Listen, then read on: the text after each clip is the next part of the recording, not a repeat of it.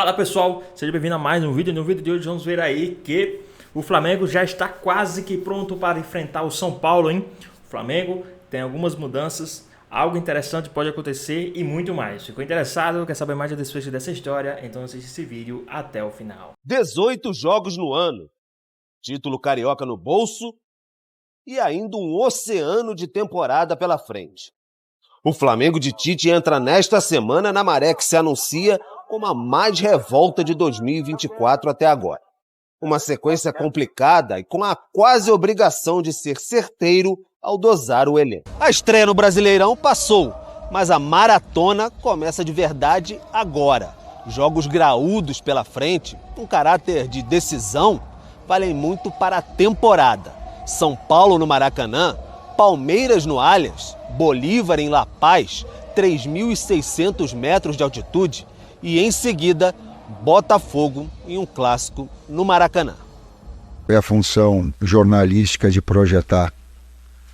Assim como a experiência, ela me permite pensar jogo a jogo. Não há, a gente vai para uma segunda decisão agora. Pensar, a não ser agora refletir nos acertos e erros que a gente cometeu, a equipe se consolidar, crescer na competição, fazer um grande jogo, um bom treinamento, voltar hoje, ficar com a família, retomar a força, treinar, mesmo que seja um treinamento com intensidade menor, por isso que eu não falei no descanso, linkando a situação. Há formas de treinar que a gente consegue fazer sem botar intensidade. Aos poucos, Tite tenta se adaptar ao calendário. Contra o Atlético Goianiense, por exemplo, Varela teve febre e Ayrton Lucas acabou improvisado na direita mais uma vez. Bruno Henrique substituiu um desgastado Cebolinha no intervalo. E Vinha sofreu concussão depois de um choque na cabeça, foi para o hospital e vai seguir em observação. São jogos apertados, mas é um trabalho. Então a gente só consegue pensar a partir de agora no São Paulo. Não conseguimos pensar. Tem momentos que a gente vai ter que pensar 2, 3 jogos, mas esse é um momento de São Paulo. São 9 pontos do Brasileiro diante de 3 rivais com potencial de topo de tabela.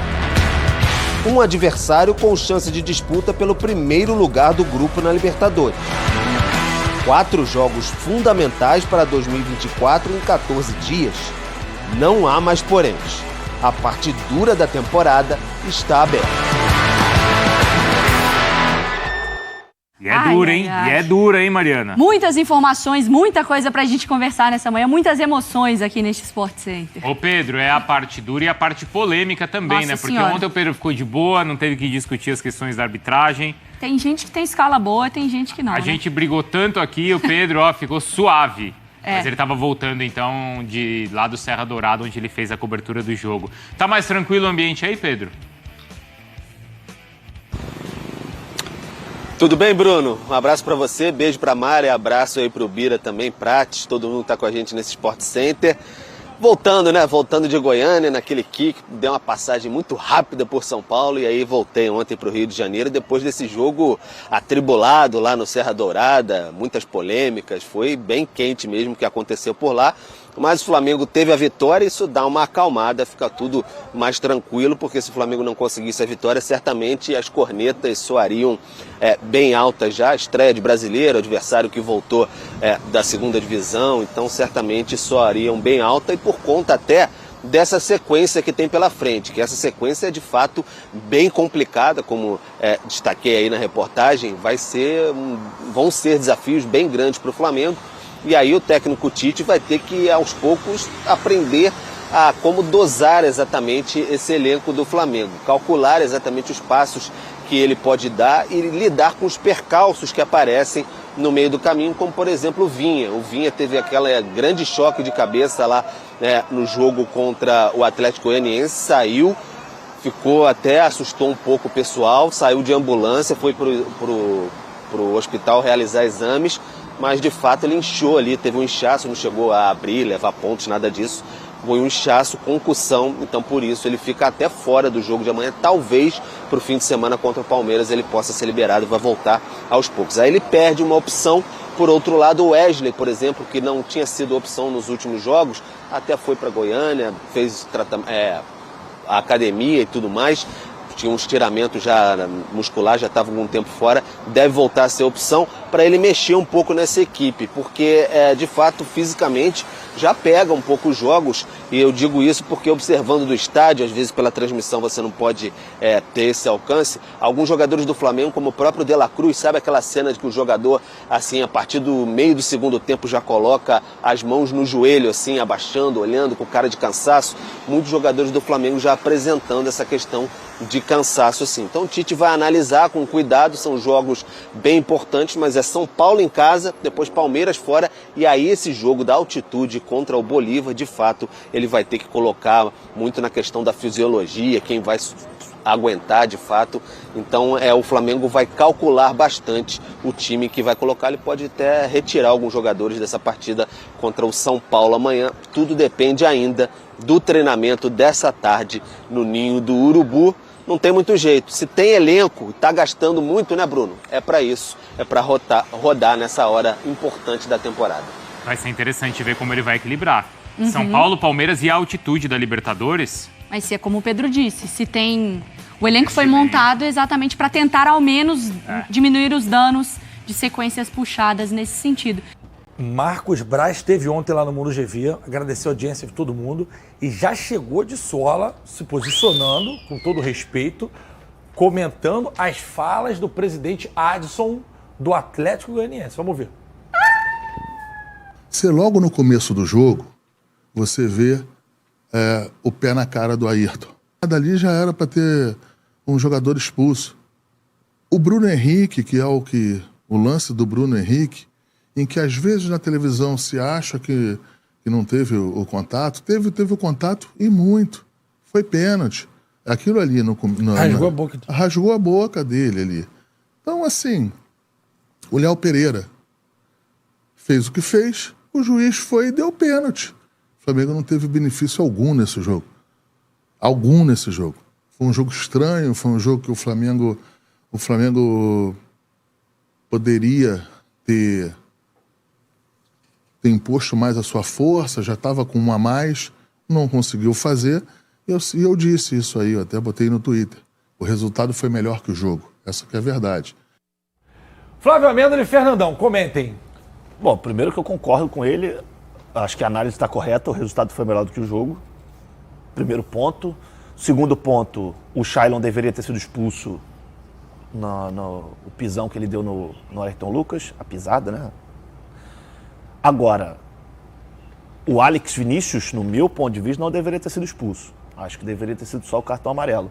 Mas aí, a gente tem exemplos no futebol brasileiro de casos em que foi expulso e em casos que não foi expulso.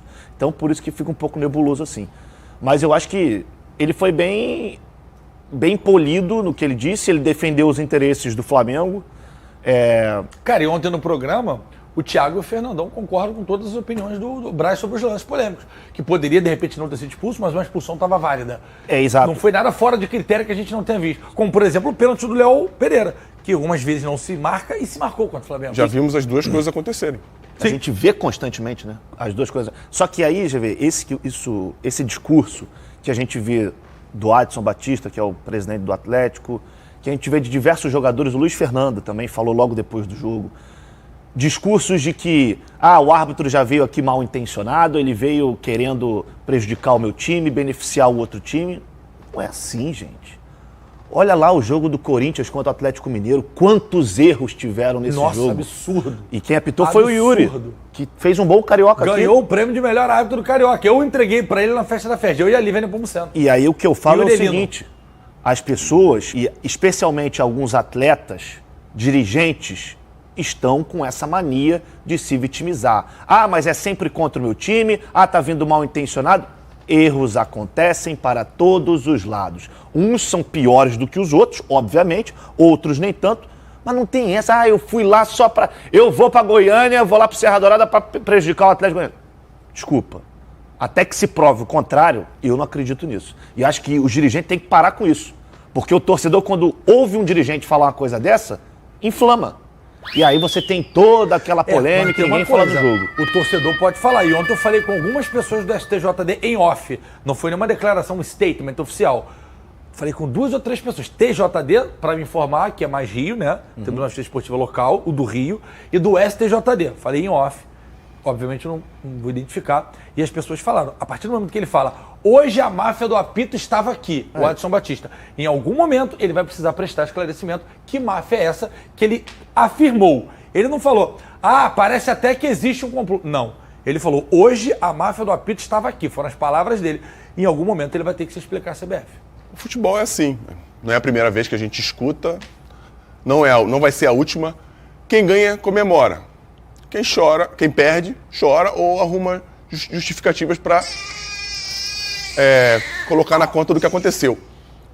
A gente já falou isso aqui várias vezes. Você foi bem quando lembrou que o lance do Bruno Henrique, que foi pênalti. Foi pênalti. Teve um lance, mas teve um lance parecido, ou quase igual, entre Corinthians e Atlético Mineiro, em que o Gemerson dá uma cotovelada no Mateuzinho.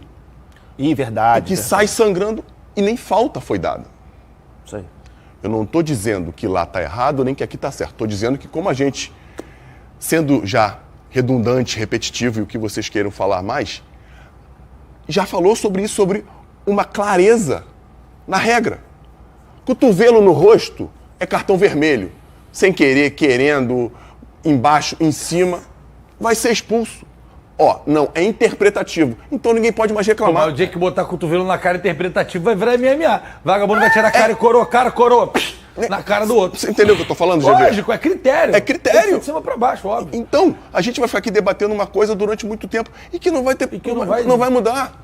Não vai mudar. E foi o que a gente falou ontem com o Thiago aqui. Isso. A gente vai ver pelo menos 30 vezes esse lance das centenas de jogos do Campeonato Brasileiro, que vezes vão ser expulsos e vão marcar pênalti, e vezes vai passar batido. A gente vai ver. E do outro jogo foi muito mais assintoso do que esse do Bruno. Mas o Yuri teve o Yuri é muito bom árbitro, foi muito bem no Carioca. Foi muito mais físico. O Fagner sai de campo sem ser Foram expulso. 15 Aquele cartões. dia foi brincadeira. E diferente do Flavinho, na minha opinião, o zagueiro do Atlético tinha que ser expulso. Porque se ele marcou cotovelada no rosto... Não. A expulsão o zagueiro da falta do Pedro. Na falta do Pedro. Pensei que era do Maguinho. Tinha que ser expulso. Mas o Flavinho vê futebol como eu vejo. Claro que de óticas diferentes. Mas a gente já viu isso acontecer. Jogadores serem expulsos, não serem expulsos. Se os árbitros, no mesmo lance, têm interpretações diferentes, vocês que não são árbitros não vão ter. É óbvio que vão. E é por isso... O mesmo lance, um expulso, o outro não. Imagina a gente que é amador, fofoqueiro. Ainda mais agora que, como ontem... Perdoem, mas como ontem a gente escutou o áudio do VAR, a Daiane falando... Foi pênalti! E o árbitro não entendi. Como pênalti. Aí ela, um absurdo. Foi pênalti! O cara, não, pra mim não foi. Ela, senhor, mas eu estou com 178 câmeras aqui no VAR, estou falando aqui, estou com televisão, 27 polegadas, tela plana. Mas eu acho que não foi. Aí, então tira todo mundo do VAR. Mas o senhor Flávio Rodrigues, o árbitro que apitou o jogo do Vasco, foi o mesmo árbitro que expulsou o Gabigol estando de costas e, segundo ele ouviu o Gabigol xingando ele. O Gabigol estava a 100 metros dele. Vai ver que ele tem ouvido de, sei lá de quê. Bom, ou ele tem Marcos Braz, Pedrinho, bota aqui ela, Pedrinho. Pela primeira vez, desde a saída de São Paulo e da treta do vestiário, Marcos Braz falou abertamente sobre quando foi o divisor de águas, que o Flamengo começou a desandar na opinião dele e por que ele ainda manteve o São Paulo um pouquinho mais de tempo pós-confusão. Vamos ver. As coisas não foram bem, as coisas não andaram. Eu acho que teve um fato divisor de água nesse processo do Sampaoli. A gente começa o jogo perdendo de 1-0, a gente empata, vira e tem o problema do soco no Pedro no vestiário. Aquilo ali foi um divisor de água. Até aquele momento, o Flamengo tinha uma derrota com o Sampaoli. A gente senta com o Sampaoli, junto com o staff dele, discute esse tema em relação à agressão, e a gente convence o Sampaoli, e o Sampaoli é convencido também pelos fatos, que a melhor coisa era mandar o preparador embora, que isso aí poderia ser suficiente para resolver a questão. E a gente tinha o entendimento que isso aí seria o suficiente. Mas depois a gente vai vendo que não. É legal o Braz poder falar. Agradeço, inclusive, ao Marcos Braz, que eu sei que ele não está indo a podcast nenhum, enfim, está no momento preparando até para a campanha dele. E teve lá com a gente, já tinha desde o Campeonato Carioca combinado, do ano passado, e a gente naturalmente espera a hora certa. E é legal quando o convidado fala assim, eu vou na hora boa, sim, que eu achar, que ele achar e vem, porque tem um monte que fala que vai, não vai, mas também está no direito de ir, e quando precisar vai pedir para vir, como acontece também, que não foi o caso agora. Foi muito legal ele falar sobre isso, Bigode, porque assim, e eu interpelei ele, falei, mas no dia da confusão não era em vez de mandar só um embora, mandava todo mundo? Ele falou, cara, mas o cara tinha uma derrota, a gente tinha acabado de vencer, e explica os motivos dele que ele falou aqui. Primeiro que você foi muito bem na sua indagação. Muito obrigado. E o podcast inteiro foi muito bom, muito completo.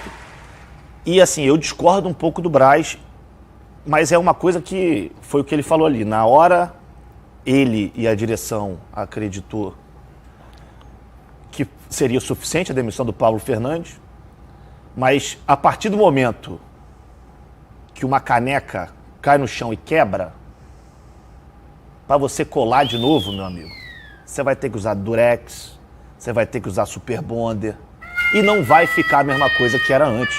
Então não interessa se o Flamengo só tinha uma derrota com o Sampaoli. O que interessa foi que dentro do vestiário do Flamengo, um membro da comissão técnica agrediu um atleta. Isso é inadmissível. Inadmissível. Tinha que cair o Pablo Fernandes e tinha que cair a comissão técnica inteira. E outra, demorou muito para ver que não estava dando certo. Porque ficou com o Sampaoli até o final da Copa do Brasil. E se faz a mudança antes? E o Sampaoli fez uma crocodilagem. Absolutamente nada contra o Rossi, que bateu o recorde agora, tá pegando muito. O Fernandão falou bem ontem.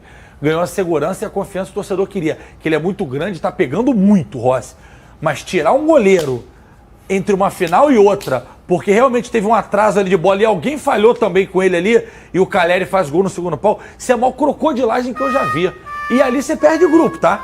Porque o zagueiro falou, se fez com ele, vai fazer comigo. O atacante, se eu perder 2 gols, vai fazer comigo. Que foi o primeiro jogo, que o Matheus Cunha vinha muito bem, salvou o Flamengo da maior humilhação contra o Red Bull, que era para tomar de 7, 8, perdeu só de 4, o Matheus vinha bem, Matheus Cunha, e ele saca o Matheus sem justificativa e bota o Rossi, que nem estava em forma naquela época. Tanto é que não resolveu.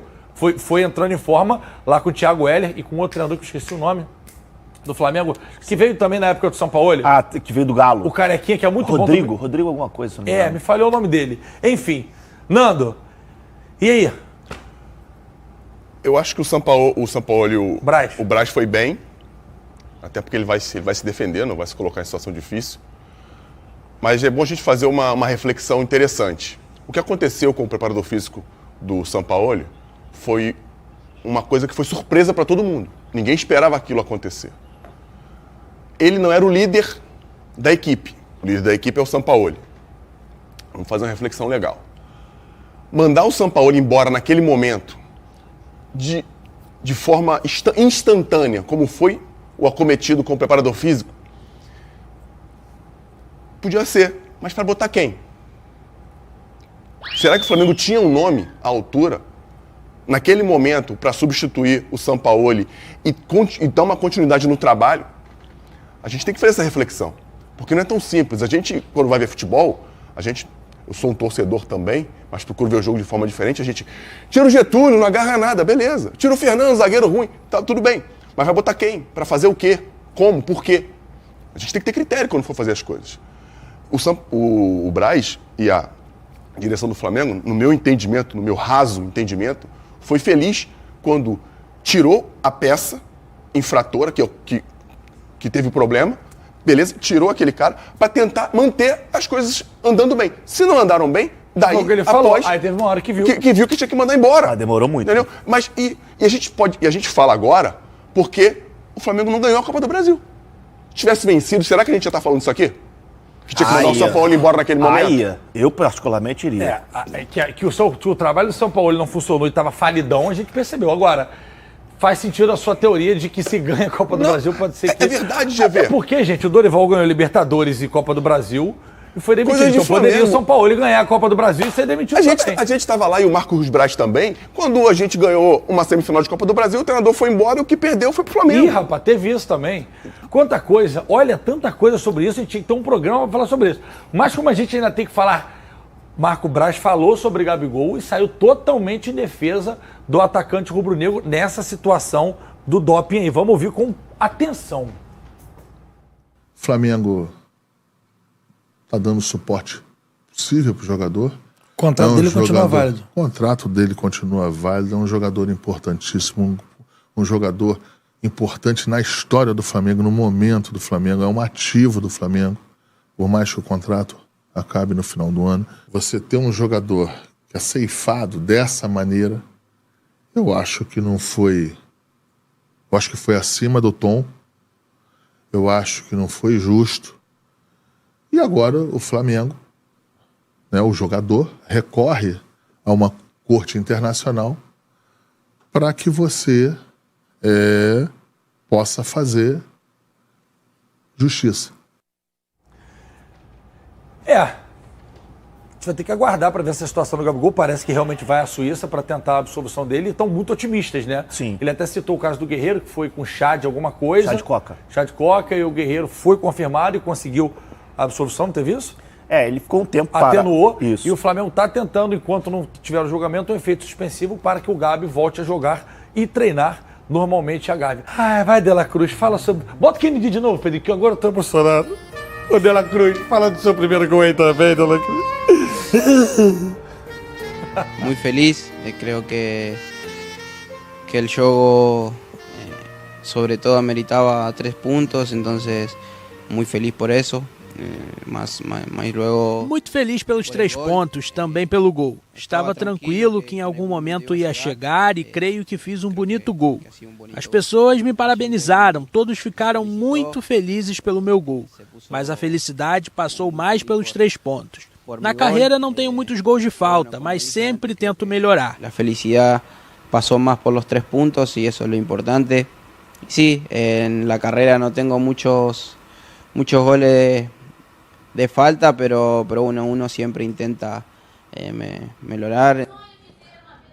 É o sonho de ter a vida melhor. O que é? O sonho de ter o De La Cruz no Flamengo, não é isso? Pô, olha esse aí. E mais um gol de falta. Esse gol de falta aí... Que antes não acontecia. Não acontecia. E tem sido uma tônica uruguaia no Flamengo, gols de falta. Não.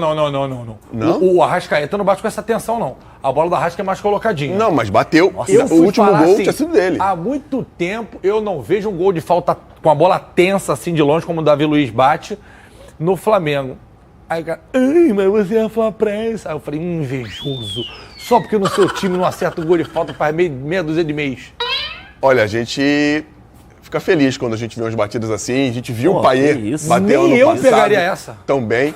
É verdade, nem 2 Getúlios pegariam essa. Não, nem 2 goleiros. A bola sobe e desce lá na lateral do cantinho. Não, foi perfeita. Foi perfeita e pra coroar o início desse cara aí com a camisa do Flamengo. Cara, foi muito longe, foi uma porrada, um tiro.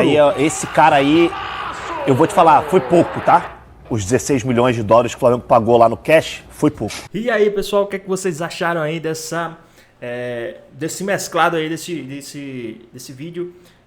Falando sobre o Tite, o que é que vocês acham aí do Tite poupar alguns jogadores, né? Nas palavras do Tite aí. O que é que vocês achou aí da fala do preparador também, que tá focado agora no São Paulo, depois é que vai focar em outros jogos, mas o foco agora é 100% no São Paulo. A gente viu que teve algumas mudanças, né? O Vinha pode ser que não jogue dessa vez, né? Devido àquela pancada na cabeça. Temos aí alguns desgastes físicos, os caras estão com desgastes físicos, como eu digo, campeonato estadual às vezes é só para ferrar o jogador, né? Para você ver, o Flamengo investe, joga, ganha com as outras partes, mas o campeonato em si não lhe dá nada em troca, né? O campeonato estadual do Carioca é uma vergonha, não tem premiação, não tem, era para ter alguma, digamos, uma vaga em tal coisa, mas não tem. Campeonato Carioca não tem. O único campeonato que paga bem mesmo é o Campeonato Paulista, com 5 milhões, os outros outros campeonatos até menores do que o Carioca tem premiação, pouca, mas tem. O Campeonato Carioca não tem, você ainda tem que pagar uma taxa para a FERJ, para você ver como é a situação, né? E isso só serve para estar desgastando os jogadores, só serve para estar desgastando a integridade física do jogador e muito mais, né? E né, no programa da Band, o que é que vocês acharam aí das entrevistas que o Marcos Braz deu para o Mundo VG aí, né? Da Band. O que é que vocês acham aí das declarações dele? Ele falou sobre o JJ, falou sobre o Tite, falou sobre o Gabigol e tudo mais. O que é que vocês acharam aí? Vocês foi convencido? Chegou a convencer vocês sobre isso ou não? Deixa aqui nos comentários também o que é que vocês acham. E deixa aqui também nos comentários o placar, né? O resultado desse jogo entre Flamengo e São Paulo. O que é que vocês acham aí? Vocês acreditam numa vitória do Flamengo? São Paulo que está aí também num momento meio baqueado, né? Provavelmente sem treinador, né? Os caras estão meio assim, não sei. Na minha opinião, eu acredito que o Flamengo ganha de 2-1 esse jogo, né? Esse aqui é o meu palpite, 2-1 Flamengo em cima do São Paulo. Deixa aqui também nos comentários a sua opinião, o que vocês acham sobre isso. Espero que vocês tenham gostado do vídeo. Deixa o seu like e comenta aqui embaixo, ativa o sininho de notificações. Se for novo aqui no canal, se inscreva para não perder os próximos vídeos. Tamo junto, é nóis e até a próxima. Fui!